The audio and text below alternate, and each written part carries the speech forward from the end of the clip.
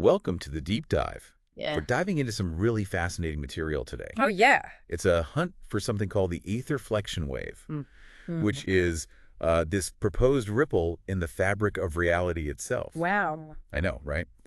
And the sources we're looking at today are kind of all over the place. Yeah. We've got scientific papers, AI chatbot discussions, and even some philosophical musings. Seems like a wild mix. It is. It really is. Yeah. And the way they blend hard science like plasma physics, electromagnetism, with things like Chinese philosophy and AI insights. Interesting. It's really something else. So what's the big question we're trying to answer in this deep dive? Well, the big question is, could this ultra-fast ripple, this Aether Flexion wave, be like the hidden engine behind the universe? That's a big one. Let's break that down a bit. Yeah, let's start with the basics. What exactly is this Aether Flexion wave, or AFW? Well, it's a theoretical ripple, super tiny, thought to exist at scales even smaller than the Planck length. Whoa, wait, smaller than the Planck length? For our listeners out there, the Planck length is already like the smallest possible measurement in physics, right? Exactly. So we're talking about something unbelievably tiny. Mind-blowing. So how could something even exist at that scale? Well, that's where the idea of the unified ether field comes in. Yeah. Think of it like this. There's this fundamental energy field that underlies, like, everything we see and experience. So it's like the ultimate foundation of reality. Exactly. And this Aether Flexion wave is like a tiny, almost undetectable wave rippling through that field. Okay, I think I'm starting to get it. Good, good. Now, where this gets really interesting is where this idea came from. Okay, tell me more. So, usually you think of scientific theories coming from, like, a lone scientist in a lab, right? Right. But this one is different. How so? It actually came from a collaboration between a human expert and AI, artificial intelligence. Whoa, hold on. AI is developing physics theories now. That sounds like something straight out of a movie. I know. It's becoming more common than you'd think. So how did that work in this case? So this electrical engineer, who's also an expert in Chinese medicine, used AI tools like ChatGPT to explore these ideas. Okay, so the AI was like crunching numbers and stuff? It was way more than just calculations, actually. This engineer created what he calls a recursive AI daisy chain. A what? A recursive AI daisy chain? Oh, okay, you're going to have to explain that one. Basically, it's a bunch of specialized AI bots all working together as a team. Oh, okay. And each bot was trained on a different expert or data set, so they each brought something unique to the table. So like an AI think tank. Yeah, exactly. Like an AI think tank for physics. That's pretty wild. So what kind of bots were on this team? Well, we had Weber GPT, focusing on the work of physicist Wilhelm Weber. Okay. There was also Crothers GPT, exploring ideas from a mathematician named Stephen Crothers. He's known for critiquing mainstream physics. Interesting. And there was even a bot trained on the work of Eric Dollard. He's a researcher in alternative electromagnetism. Okay, so we've got a pretty diverse AI team here. We do. And they all work together to kind of flesh out this whole Aether Flexion wave theory. That's incredible. Yeah. But I have a question.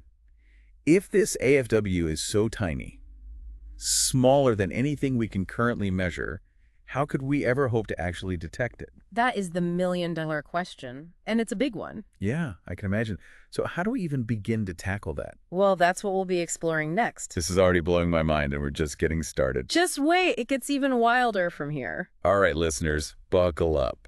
It's about to get really interesting. So how do we detect something smaller than the smallest thing we can measure?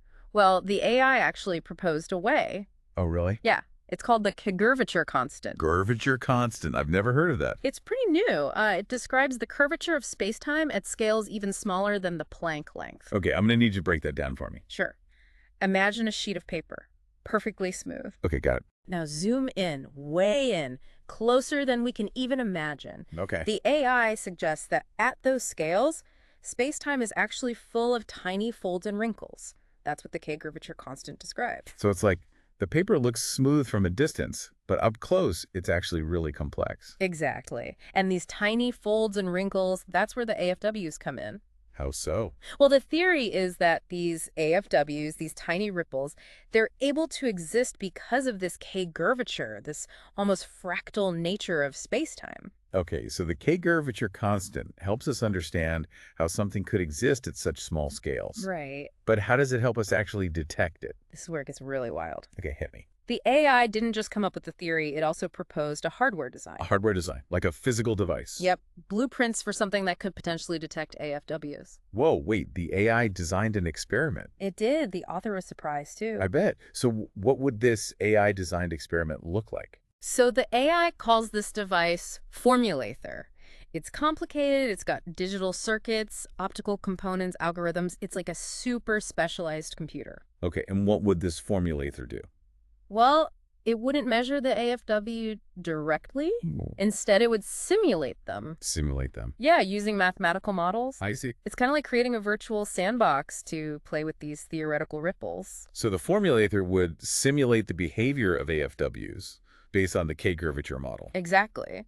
And then it would look for how these simulated AFWs interact with electromagnetic fields. Electromagnetic field. Yeah, like energy patterns. And how would that tell us if AFWs are real? The idea is that if AFWs exist, they would interact with these electromagnetic fields in specific, measurable ways, even in a simulation. So it's like we're looking for their fingerprints, even though we can't see them directly. That's a great way to put it. This is amazing. We're talking about building a machine to search for something that might be the underlying fabric of reality. It is pretty mind-blowing. Okay, so let's say we build this formulator, and it confirms that AFWs exist. Okay. What then? What could we actually do with this knowledge? That's the big question, right? It's still early, but the potential is huge. Like, imagine tapping into the Aether field directly. Like for energy? Exactly. Clean, limitless energy. Wow, that would be incredible. Right. Or think about computing and communication. Imagine devices operating at speeds we can't even fathom right now. Because of the AFWs. Yeah.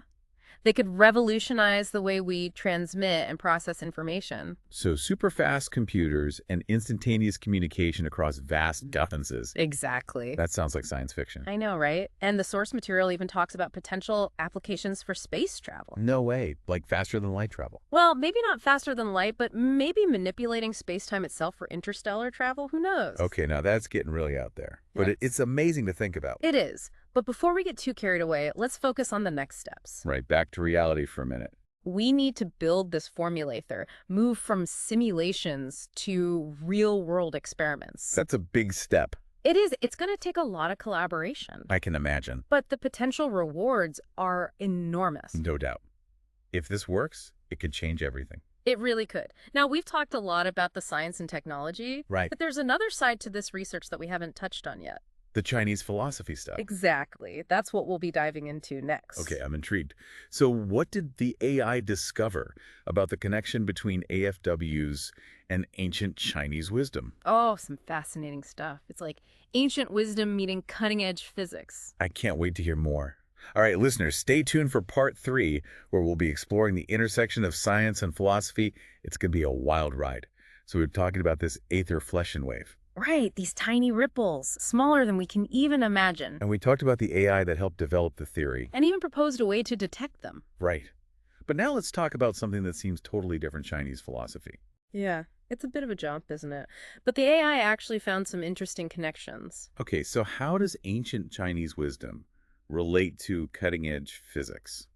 Well, the AI looked at the concept of qi. Qi, the vital energy or life force. Exactly. And it found some parallels between qi and the Aether field. The unified ether field, that fundamental energy we talked about. Yeah, that one. Both qi and the Aether field are seen as the source of all energy, like the driving force behind the universe. So two different cultures, thousands of years apart, coming up with similar ideas. It's pretty amazing, right? And it goes deeper than that. How so? The AI also explored the connection between AFWs and yin and yang. Yin and yang, the balance of opposites. Right. Light and dark, creation and destruction, always in balance. And how does that relate to AFWs? Well, the AI pointed out that both AFWs and yin and yang are cyclical. Cyclical. Yeah, like a constant interplay. Okay. Yin and yang are constantly interacting, seeking equilibrium.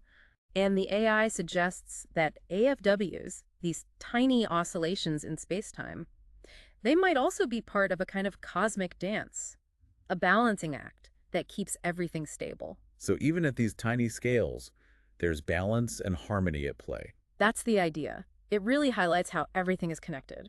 It's amazing how different fields, like physics and philosophy, can come together like this. It really is. It shows that sometimes the biggest discoveries come from unexpected places. And that there's still so much we don't know about the universe. Absolutely. This research is just the beginning. So where do we go from here? Well, the next step is to test the theory. See if we can actually detect these AFWs.